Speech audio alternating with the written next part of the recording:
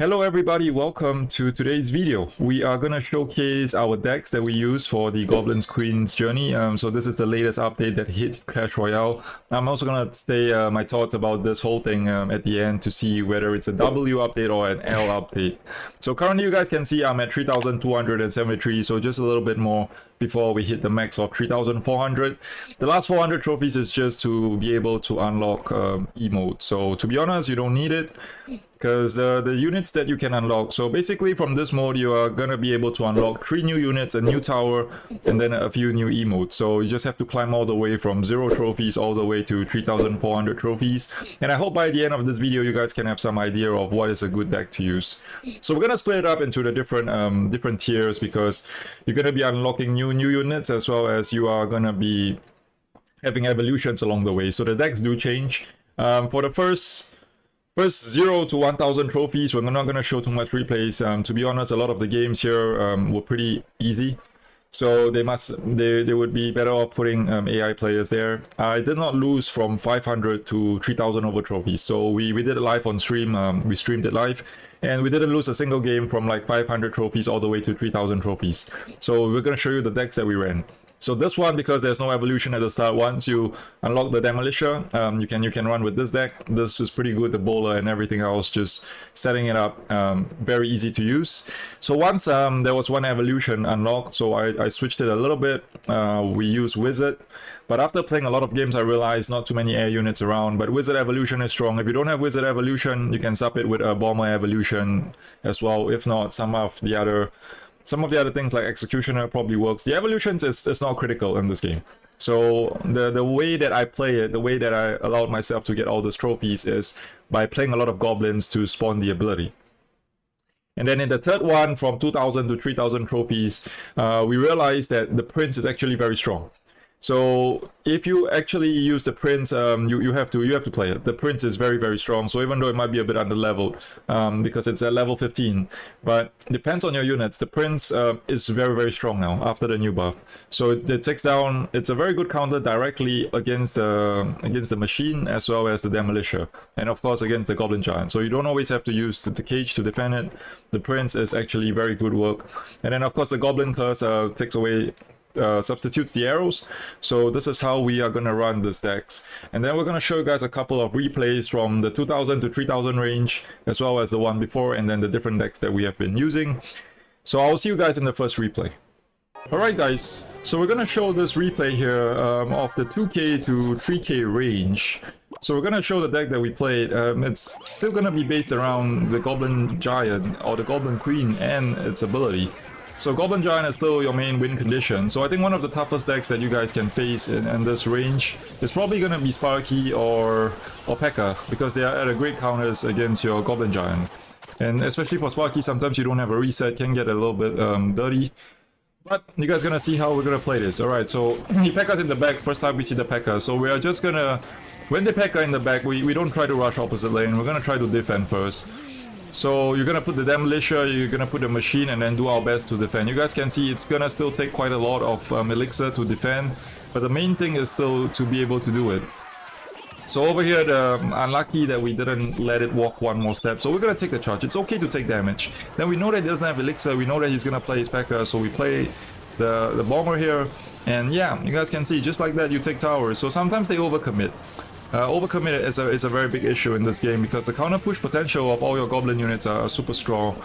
So basically, just one push like this, you know, you guys can already see. We take some damage here, we spend a lot on the left side, but on the right side we're doing great damage. He's gonna P.E.K.K.A the bridge, he's getting desperate, so we kite, we bring it for a little walk, and then we defend with the cage, and we put the machine, we have the Demolisher, and then P.E.K.K.A doesn't ever get a hit. So very clean, very nice game over here. So this is for the 2 to 3k range. Feel free to use the deck. You guys can switch the evolutions. Again, it's not critical. Alright, I'll see you guys in the next replay. Alright guys, so for this replay, it's actually at 3k. So we want to show you how strong the Prince is. I didn't use the Prince all the way up till until 3k, because I guess I wasn't exposed to it too much. But after facing a lot of decks with Prince and always nearly losing, the Prince is actually very, very strong. So we're gonna see here in this game how we deal with that. So both of us are gonna have Prince, and this is the deck that we're running. Firecracker is also irritating because we already gave up the arrows. You can see we're a little bit under level at 14, but then he's also having 14 prints, so not too bad. Over here we get off the excavation. We didn't know he's running prints, but then now we know, so we just go with the lock here, try to remove everything, and hopefully don't have to deal with the counter push, so all good here. And now we get to play the bomber too, and then we're already back. Next one we'll have the bomber evolution. And then good damage, good start, good start here. Damage lead on the right and on the left. So now we just have to be patient, right? Okay, so he decides to try to defend this bomber as well. And then now he's gonna attack here with his demolisher. You don't really have to do too much. The demolisher is gonna charge once it loses half its HP. So this one is a little bit of a misplay here due to the pathing of the machine. But once we have a machine over here, we can try to counter push, because we also know that we're gonna have the ability here, right? So you guys can see we're pretty patient here. So we just let the goblins do their thing. He also spent even more on defense, so we just let them do their thing here. And then over here we're just gonna play the cage, then it throws out the ability, and then everything all good. So over here we just defend with the bomber. So pretty okay still, pretty okay. We still have a damage lead, lesser damage lead, but still a damage lead. And then we reset again. You don't have to be... The counter push value in this mode is actually very strong. So sometimes if you overcommit in single or in the first push, you can just lose your tower immediately. Like what you guys saw in the previous replay. So the good thing is how I play it, I always set up in the back. So we either set up the first play, if you have Demolisher, if you have Machine, just set it up in the back. If you have Cage first play, you can also set it up in the back. You don't need the Cage to defend the Goblin Giants. The Prince and everything else is very strong. So now you can see we're thinking about giving up a trade here. So we're gonna go hard here on the right until we see the Prince is out. So if they have Prince, then I don't like to play my Goblin Giant, because the Prince is very strong against the Goblin Giant and gets a very nice counter push. So we're always waiting for him to play his Prince first. And then after that, then we will try to counter push. So over here again, we're going with the ability. We put down the machine, and then you can see the goblins are always trying to do those chips, right? So once you have more goblin units, once you spend 20 elixir, and then you can send the queen will send the goblins flying. Those is actually very, very strong. So they always somehow get some chip, because it's very hard to defend both sides. So now you see he already played his prince on the left, so immediately we go with the Goblin Giant on the right. And it's gonna be hard for him to defend, because the prince is such a mainstay of it. So now he does this, we play the poison, the curse there, and then it's gonna convert to our goblins, and then just one push like that, right? One push, where he doesn't have his prince in cycle. It's just so bad for him here.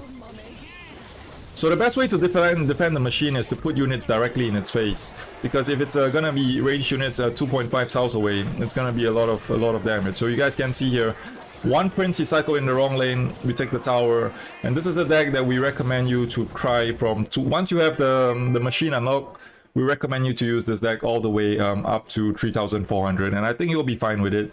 If you have I don't have the Goblin Barrow, so that's why I'm not playing the log bait, but if you like the log bait version also, I think it's pretty good.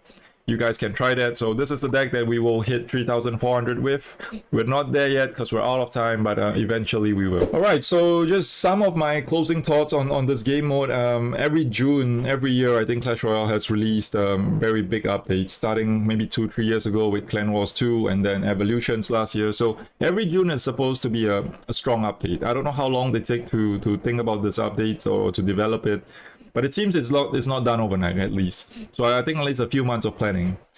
For this one, it seems it's going down the same road as Clan Wars, right? You guys, I think you guys can tell that you have a new game mode here. If you spend 3-6 months developing it, but people can finish this in 3 or 4 days, or 1 week, or 2 weeks. And then there's no reason to play this anymore, right? So you play Goblin's Queen Journey. They might develop it further in the future. How much time do you need to develop this mode? I don't know.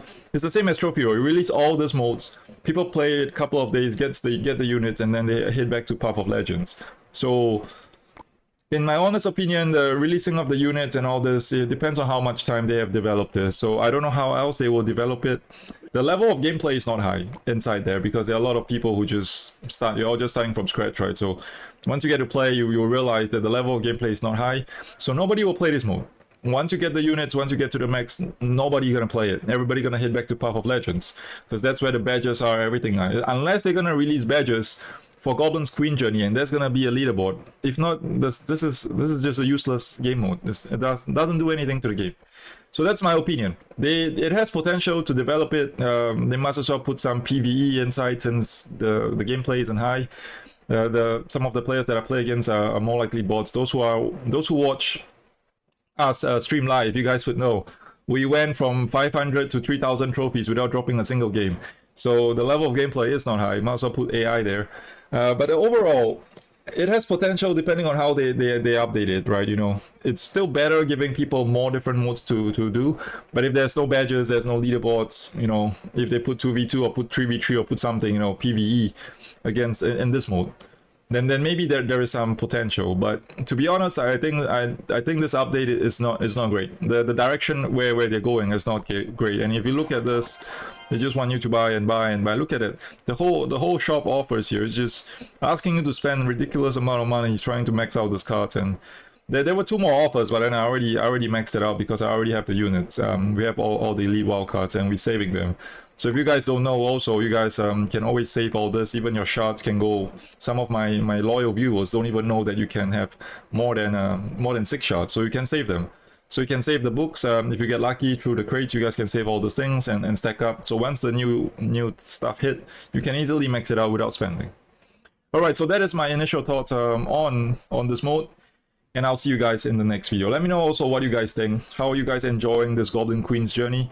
What do you guys think? And I'll see you guys in the next video. Peace out.